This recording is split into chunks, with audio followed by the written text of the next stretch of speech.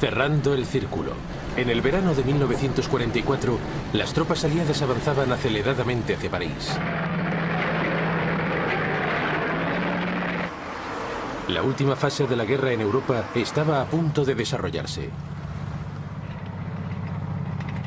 Los aliados occidentales se lanzaban sobre Alemania a través de Francia. La Unión Soviética se acercaba desde el este. Hitler, atrapado en el medio, hizo un último y desesperado intento por huir de la soga aliada.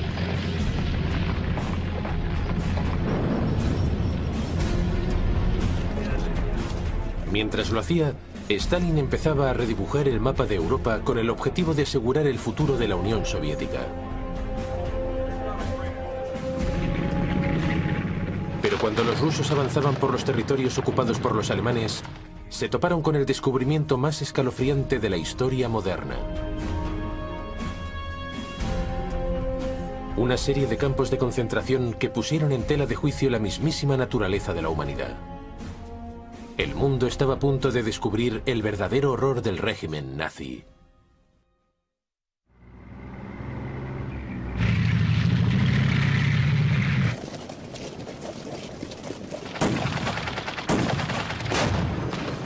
En agosto de 1944, las tropas aliadas llegaron a París.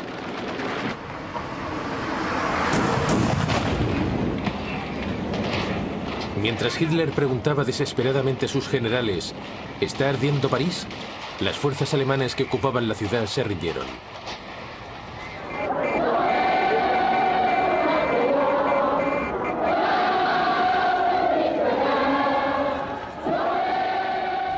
París estalló en una orgía de celebraciones.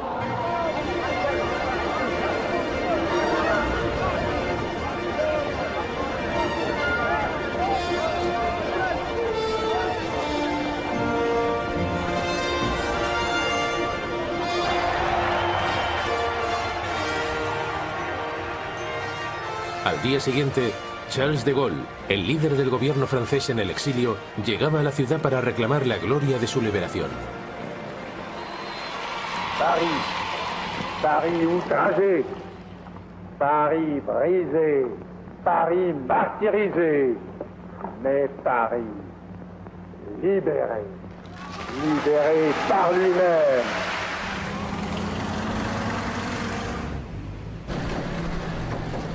Mientras de Gaulle se atribuía los méritos, los aliados seguían luchando. Cruzaron el río Sena y continuaron hacia el este, en dirección a Alemania. Al mismo tiempo, el ejército alemán se retiraba sumido en la confusión. Pero los aliados se enfrentaban a graves problemas de logística. En su huida, los alemanes habían destrozado los puertos franceses.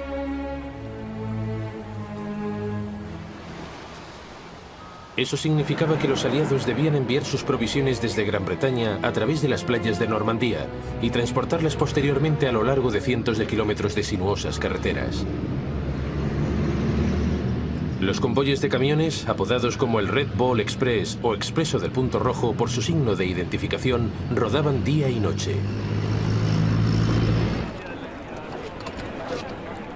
Pero era imposible transportar suministros suficientes, especialmente de combustible, para mantener el avance aliado. Una división blindada estadounidense consumía hasta 95.000 litros de combustible al día.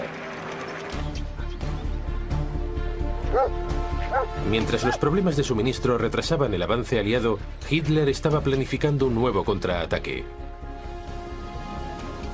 Su plan consistía en destruir la moral aliada atacando objetivos civiles, especialmente en Gran Bretaña.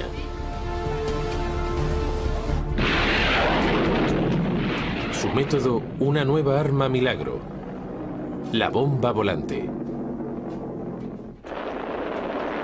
El 13 de junio de 1944 se lanzaron 10 bombas sobre Londres.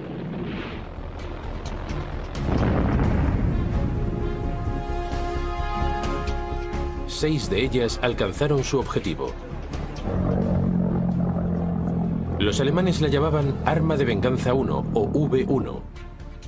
Los británicos la llamaron simplemente la cucaracha.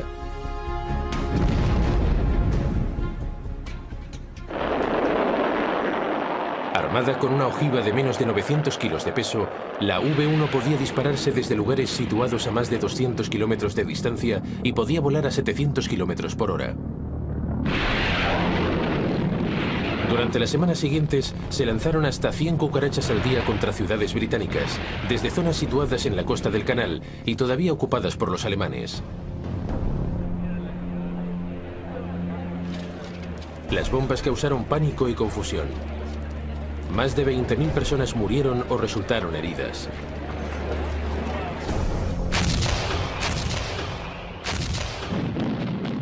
Los británicos instalaron una pantalla de artillería antiaviación alrededor de la capital. Muchas bombas volantes fueron derribadas.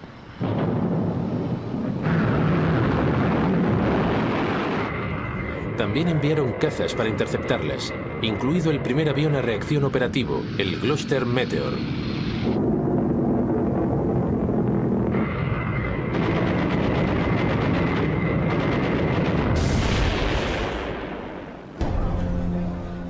Pero las V1 seguían llegando.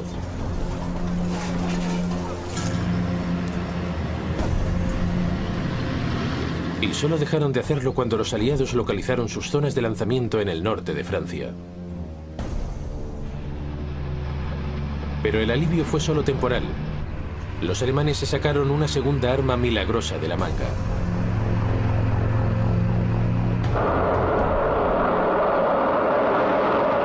Pisándole a los talones a la V1, llegó un cohete mucho más sofisticado, el V2.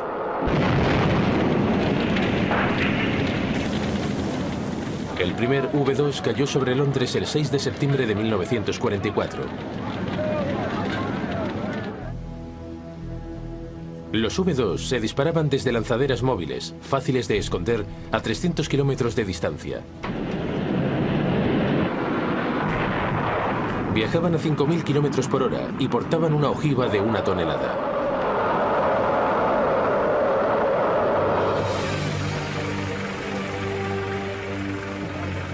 Durante 6 meses, Gran Bretaña no tuvo respuesta.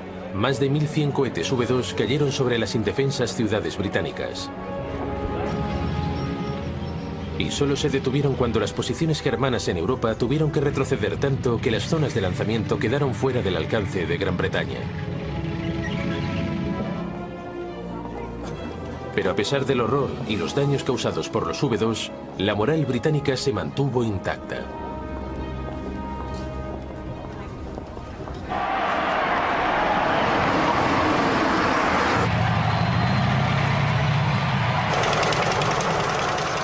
Mientras tanto, en Europa continental, el avance aliado llegaba a Bruselas el 3 de septiembre de 1944.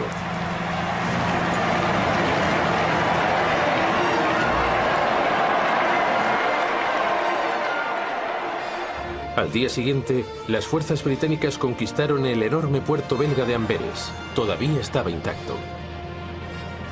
Al fin parecía surgir una respuesta a los problemas logísticos de los aliados. A través del puerto podían llegar nuevas provisiones. Pero no era tan sencillo. Amberes está a unos 60 kilómetros del mar siguiendo el río Scheldt. Cuando los alemanes se retiraron de la ciudad, se atrincheraron a lo largo del canal, convirtiéndolo en un corredor de la muerte. El río también estaba minado. Eso significaba que el puerto era inalcanzable desde el mar. El avance aliado, desesperadamente necesitado de provisiones, corría el peligro de verse obligado a detenerse.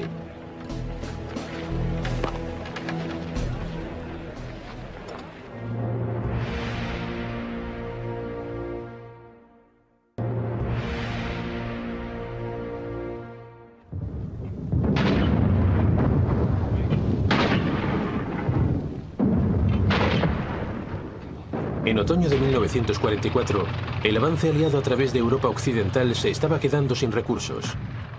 necesitaban un nuevo plan si querían seguir progresando. Fue entonces cuando al metódico y ultraprudente comandante británico Bernard Montgomery se le ocurrió una idea atrevida e incluso temeraria.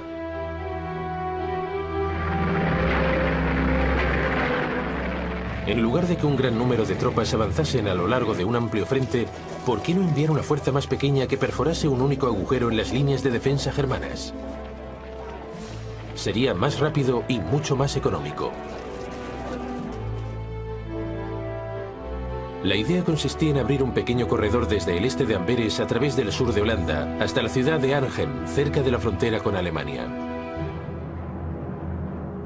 Entonces, los aliados progresarían a lo largo del Rin hasta entrar en Alemania, esquivando las enormes posiciones defensivas de la llamada Línea Siegfried y penetrando en el corazón del Reich de Hitler. El superior de Montgomery, el general Dwight Eisenhower, comandante aliado supremo en el oeste, había apostado hasta entonces por una ofensiva más amplia y constante, pero sorprendentemente aceptó la idea. Sin embargo, llevarla a la práctica no iba a ser tan fácil. Numerosos canales atravesaban la ruta. Harían falta tropas aerotransportadas para capturar puentes estratégicos situados detrás de las líneas germanas, en los pueblos de Wegel y Thon, Graf y Nijmegen, y finalmente sobre el río Rin en Arnhem. Su misión sería mantener el control de los puentes mientras el ataque principal, dirigido por una columna de tanques, atravesaba Bélgica. La coordinación era crucial. Si la columna de tanques se demoraba en exceso, los soldados que iban a tomar los puentes acabarían viéndose superados.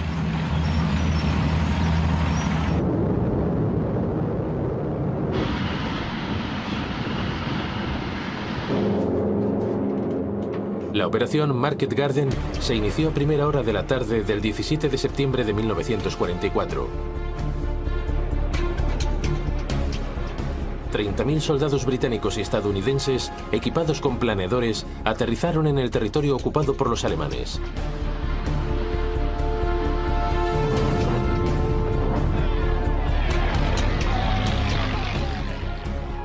La división aerotransportada 101 de los Estados Unidos, conocida como las Águilas Aulladoras, capturó sin problemas el puente de Wegel.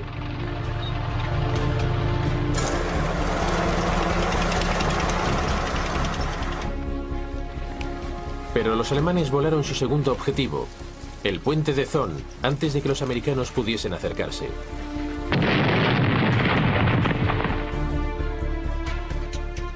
Más al norte, la división aerotransportada 82 consiguió tomar con éxito el puente de Graf.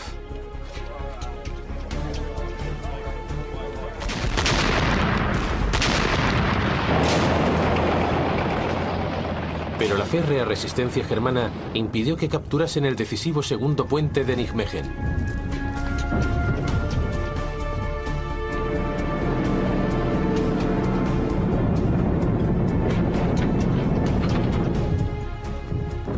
Mientras tanto, en Arnhem, dos brigadas de la primera división aerotransportada británica aterrizaron sin problemas 13 kilómetros al oeste de la ciudad.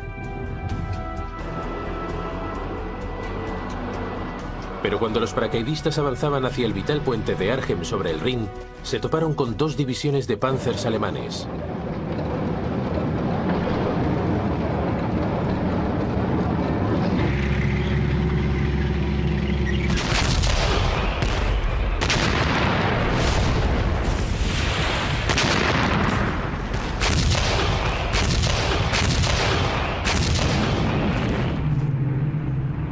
Los británicos enviaron refuerzos de hombres y armas. Pero muchos fueron interceptados por el fuego alemán durante el descenso.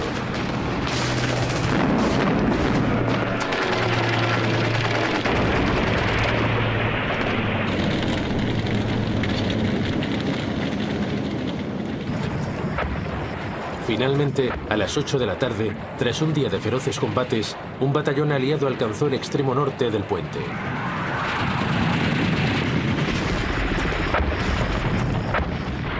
Pero los alemanes todavía tenían el control del otro extremo. La operación Market Garden estaba en peligro.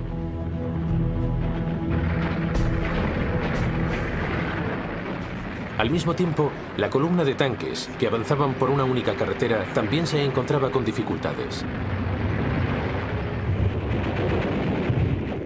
Cuando progresaban hacia la frontera alemana durante el primer día, los vehículos de avanzadilla sufrieron una emboscada de fuerzas alemanas que utilizaban el letal cohete antitanques Panzerfaust.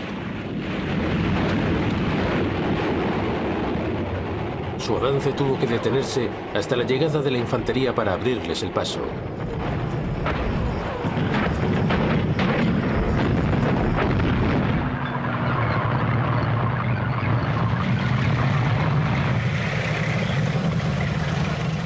Al día siguiente, la columna de tanques llegó a Thon. Pero tuvieron que demorarse una noche más mientras sustituían el puente por una estructura temporal.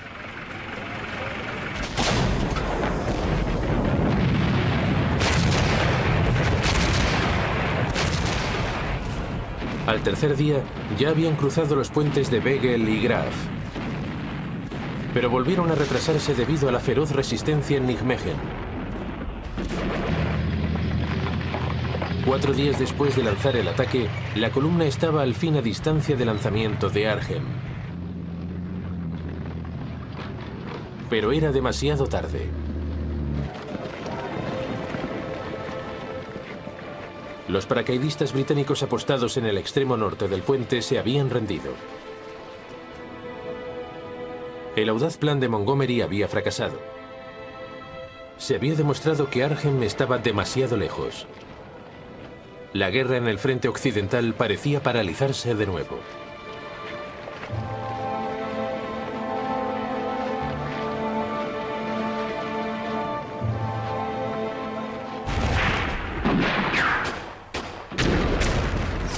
Diez días más tarde, los aliados realizaron un nuevo esfuerzo para romper el punto muerto.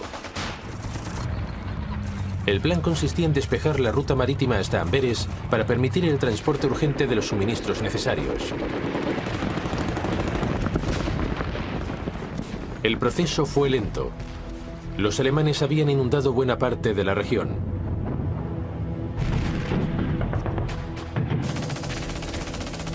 Las tropas canadienses tardaron 3 semanas en despejar las orillas del río de soldados alemanes y de nidos de ametralladoras. Pero los alemanes seguían aferrándose a la isla de Walcheren, de gran importancia estratégica.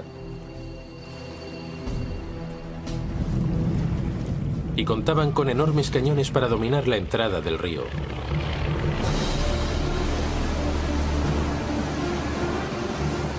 El 1 de noviembre de 1944, los comandos británicos recibieron la misión de desalojar a los alemanes de la isla. Contaban con la ayuda de 2 buques monitores de la Primera Guerra Mundial, con cañones de 40 centímetros. Los alemanes resistieron una semana más, hasta caer finalmente derrotados.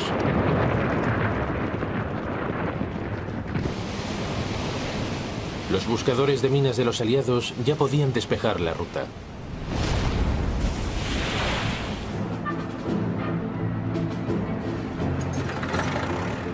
Tres semanas más tarde, el 28 de noviembre de 1944, llegaban a Amberes los primeros barcos con provisiones.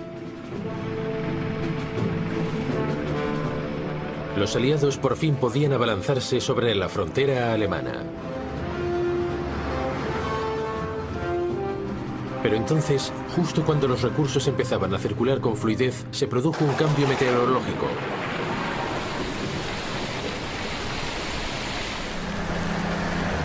Las lluvias de otoño convirtieron el campo de batalla en un pantano. A finales de 1944, el avance aliado tuvo que volver a detenerse. La derrota final de Alemania tendría que esperar hasta la primavera.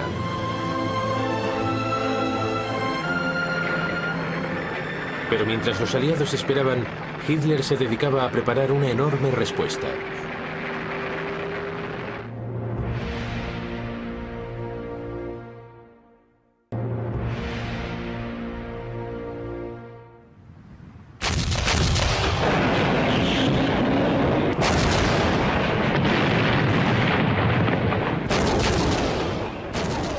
En otoño de 1944, los ejércitos aliados estaban virtualmente alineados a lo largo de la frontera entre Bélgica y Alemania, esperando a que el invierno remitiese para continuar su avance. La situación de Alemania era desastrosa. Además de ser inferiores en número, carecían de apoyos aéreos y padecían una desesperada escasez de combustible. Sin embargo, Hitler, en contra de los consejos de sus comandantes, decidió lanzar un enorme contraataque. Era una apuesta desesperada, pero si funcionaba, podía cambiar el destino de Alemania. Su plan consistía en perforar las líneas aliadas en las colinas de las Ardenas y dirigirse hacia Amberes. Si lograba capturar el puerto de nuevo, las líneas de suministro de los aliados volverían a quedar cortadas.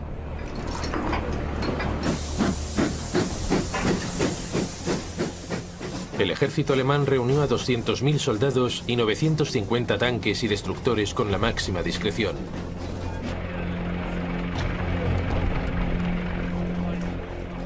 Hitler estaba recurriendo a lo que en realidad era su última reserva estratégica de tropas.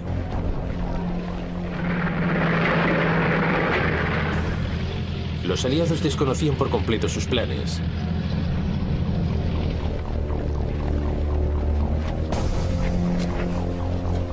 En consecuencia, las líneas situadas frente a las posiciones germanas apenas estaban pobladas.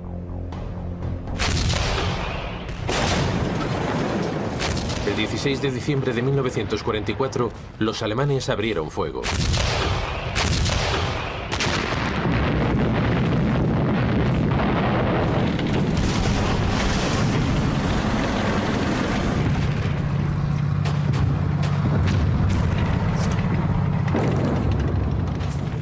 Poco después, los tanques y la infantería alemana atravesaban las líneas estadounidenses. Habían cogido a los americanos totalmente por sorpresa. De hecho, durante el primer día, el general Omar Bradley, comandante del 12º Grupo del Ejército, rechazó creer que se había puesto en marcha un ataque alemán. La confusión se agravó cuando los alemanes enviaron fuerzas especiales que hablaban inglés, disfrazadas con uniformes y jeeps estadounidenses para llevar a cabo labores de sabotaje entre sus líneas. Las tropas estadounidenses se pusieron tan nerviosas que incluso el general Bradley tuvo que mostrar sus documentos de identificación y demostrar que no era un alemán.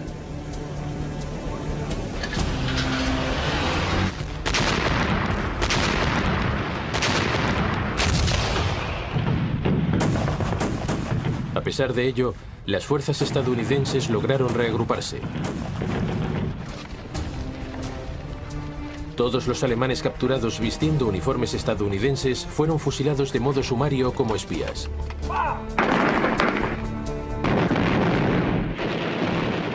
Los norteamericanos comenzaron a responder al ataque.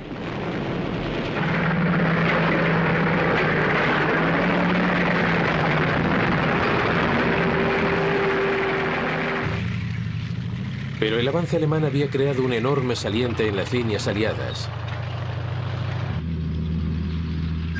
Por eso los norteamericanos apodaron la batalla de las Ardenas como la batalla del saliente.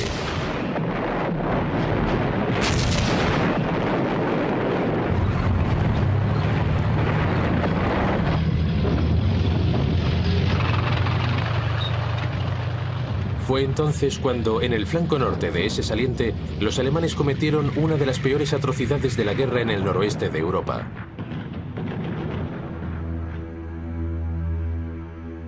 El coronel de las SS, Joachim Peiper, capturó a 150 miembros de un batallón de observación de la artillería estadounidense cerca del poblado de Malmedy.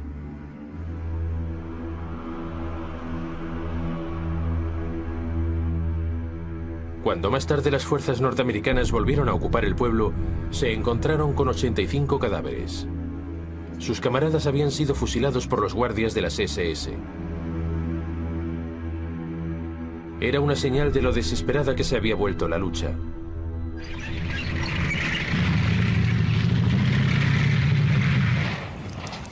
A medida que continuaba el avance germano cerca de Malmedy, los ingenieros de combate estadounidenses volaron puentes para retrasarlo.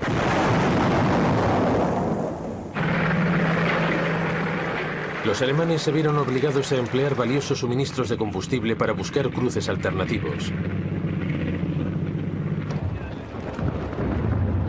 Mientras tanto, en el flanco meridional del saliente, las tropas estadounidenses bloqueaban los cruces de carreteras para retrasar a los tanques alemanes.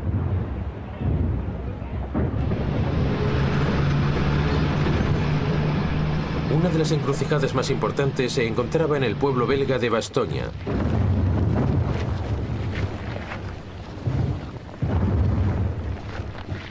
Los aliados enviaron refuerzos.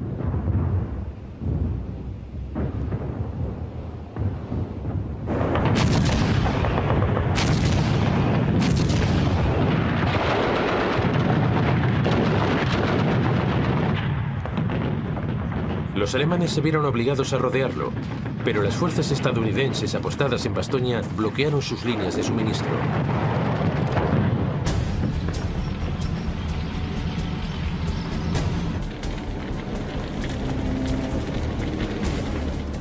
Dos días más tarde, sin embargo, los alemanes se estaban acercando ya al pueblo de Dinant, unos 45 kilómetros más al oeste.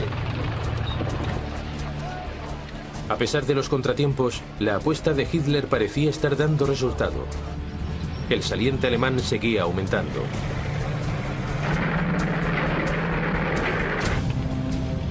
Pero sus líneas de suministro se habían estirado de forma peligrosa y empezaban a sufrir una desesperada escasez de combustible. Su avance se demoró.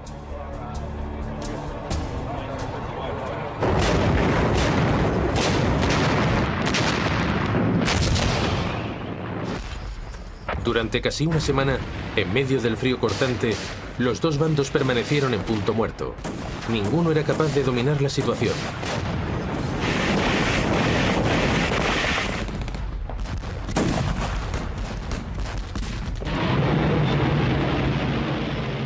Hasta que el día de Año Nuevo de 1945, la Luftwaffe lanzó un ataque a vida o muerte contra las bases aliadas.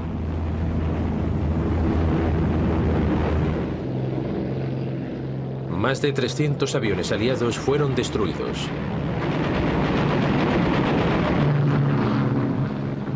Pero la Luftwaffe también perdió varios cientos, muchos más de los que podía reemplazar.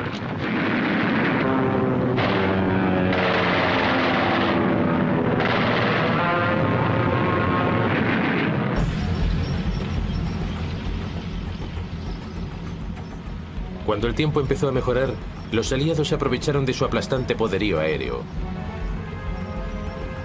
Las tropas estadounidenses, temporalmente bajo el mando de Montgomery, progresaron desde el norte. Las fuerzas del general George Patton también llegaron desde el sur.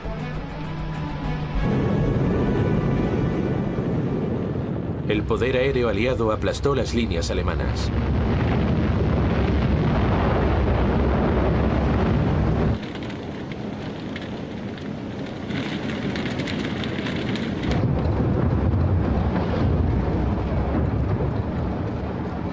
El saliente alemán comenzó lentamente a retroceder.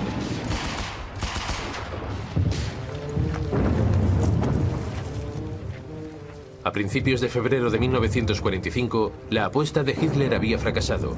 Los alemanes se habían retirado a sus posiciones originales.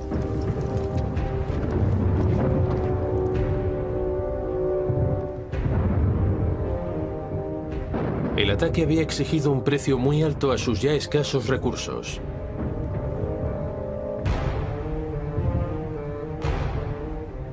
Más de 120.000 hombres murieron, resultaron heridos o cayeron prisioneros.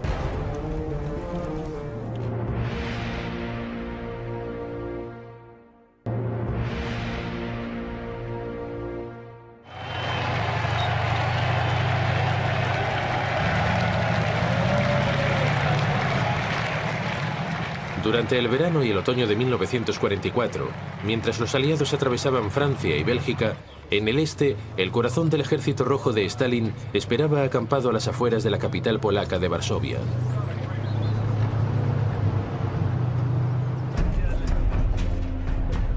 Para el líder ruso, el objetivo de la guerra había cambiado. Ya no era una cuestión de supervivencia, ni de expulsar al enemigo de la Unión Soviética. Ahora se había convertido en un asunto político. El primer punto en la agenda de Stalin era construir una zona de transición entre la Unión Soviética y Alemania. Para ello, una de las claves era Polonia. Rusos y polacos se odiaban desde hacía mucho tiempo. El ejército soviético había colaborado con Alemania para dividirse Polonia en 1939.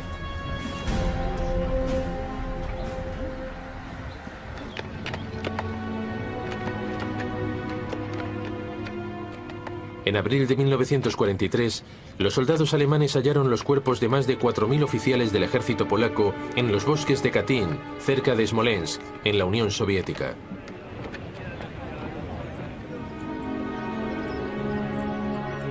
Habían sido asesinados por los rusos. Stalin negó cualquier implicación y culpó a los alemanes, pero los polacos jamás le creyeron.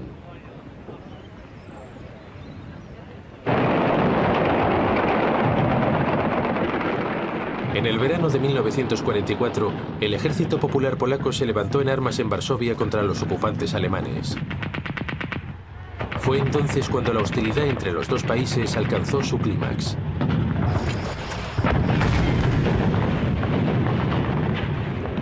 El ejército popular había sido expoliado por una emisión, llegada de Moscú el 29 de julio, que les incitaba a iniciar un levantamiento. Durante los primeros días, lograron capturar hasta 2/3 de la ciudad. Los polacos contaban con 40.000 hombres y mujeres, equipados principalmente con armas robadas a los alemanes. También con la colaboración de 200.000 voluntarios desarmados.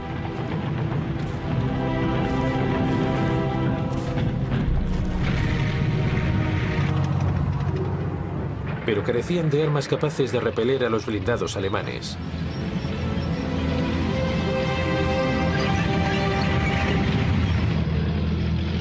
Los polacos pidieron ayuda al ejército soviético todavía acampado al sur de la ciudad. Pero Stalin ordenó no hacer nada y calificó a los líderes del ejército popular como criminales sedientos de poder.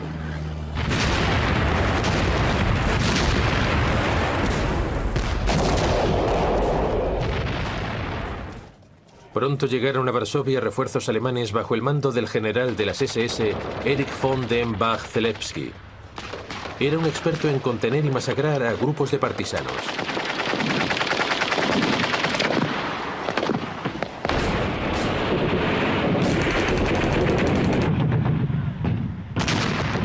La situación en la ciudad se tornó desesperada.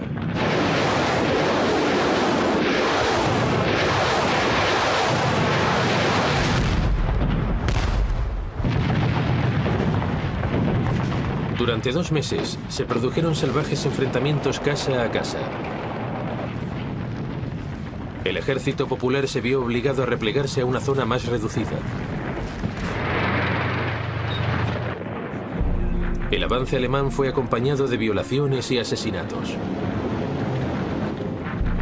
Los prisioneros heridos eran quemados vivos. Las fuerzas polacas tuvieron que retirarse a sótanos y alcantarillas.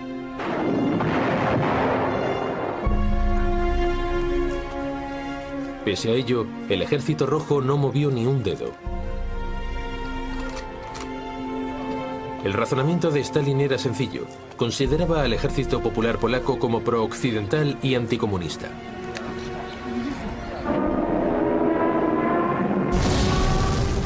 Stalin creía que la destrucción del ejército polaco abriría el camino para que los comunistas polacos tomasen el poder.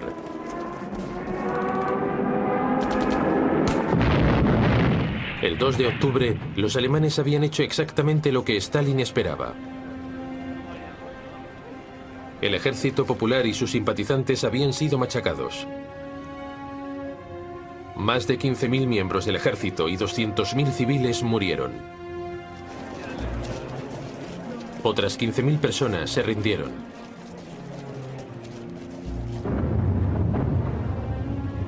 Hitler ordenó la destrucción completa de la ciudad.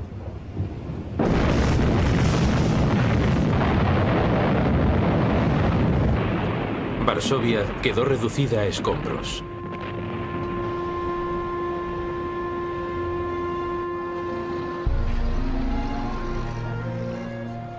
Los supervivientes del ejército polaco pasaron a la clandestinidad.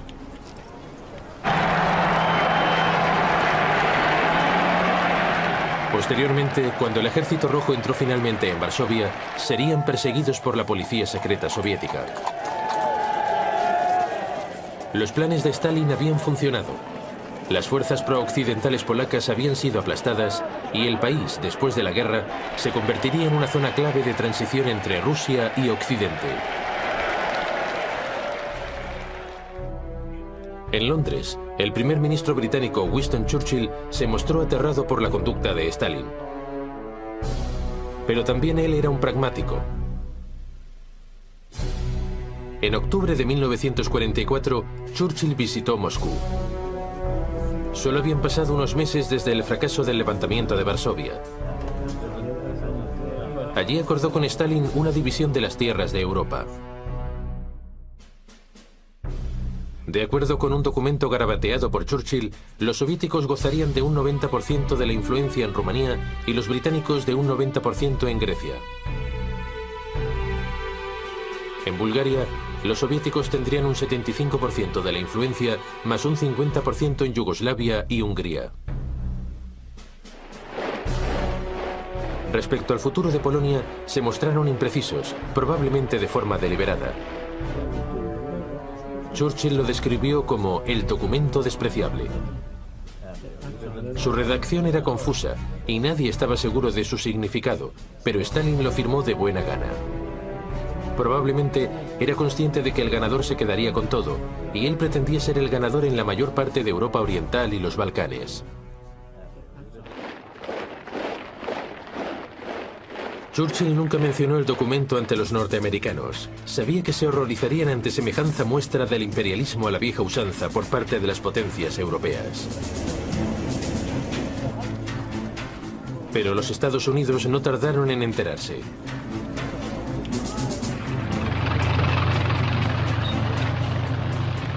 A finales de 1944, los alemanes se retiraron de Grecia. El país se vio sumido en una guerra civil entre monárquicos y comunistas.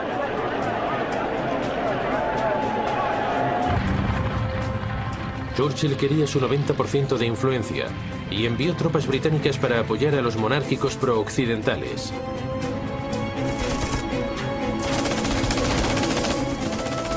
Stalin, consciente de lo estipulado en el documento despreciable, no se opuso.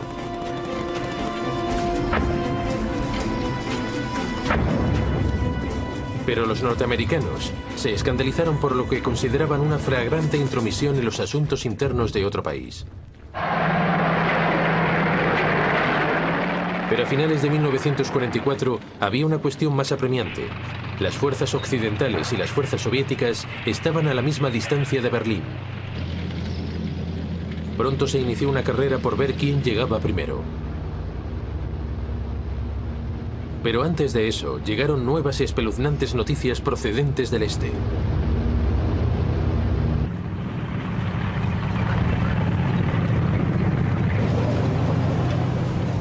El 23 de julio de 1944, mientras las fuerzas soviéticas atravesaban Polonia Oriental, ocuparon un pequeño pueblo llamado Majdanek.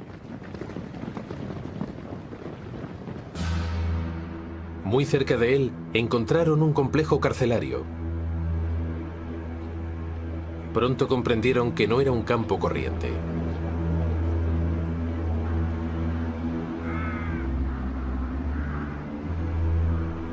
Encontraron cámaras de gas e incineradoras especialmente construidas. Cerca de ellas había montañas de cadáveres. Era un campamento diseñado para el asesinato en masa de los judíos.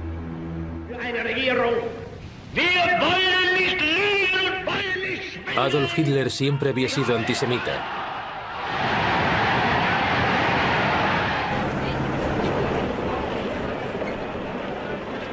Cuando en los años 30 llegó al poder, muchos judíos alemanes se vieron obligados a huir.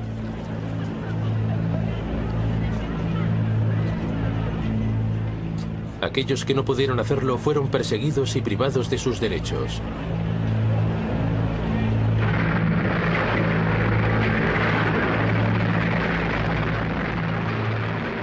En el verano de 1939, los alemanes invadieron Polonia.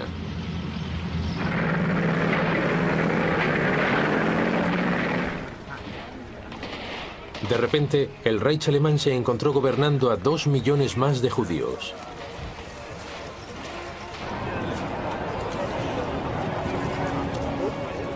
Los nazis enviaron brigadas especiales de las SS, los Einsatzgruppen, cuya misión era perseguir a los judíos.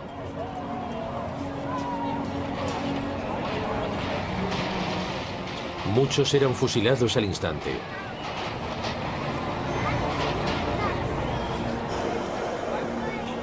Los demás vivían hacinados en guetos amurallados dentro de las grandes ciudades, mientras los alemanes buscaban la forma de resolver el llamado problema judío.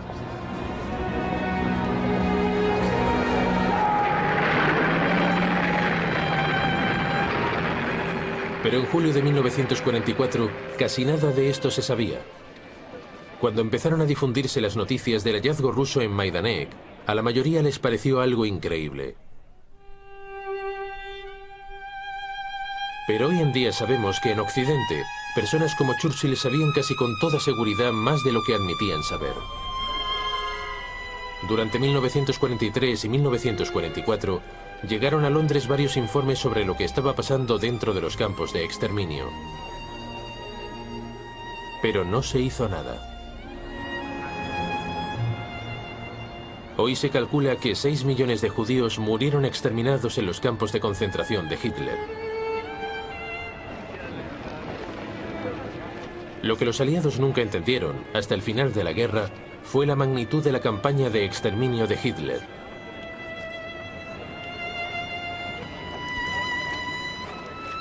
Tampoco lograron comprender la enorme cantidad de recursos que los alemanes dedicaron a dicha campaña, incluso cuando Alemania se enfrentaba ya a sus últimos días.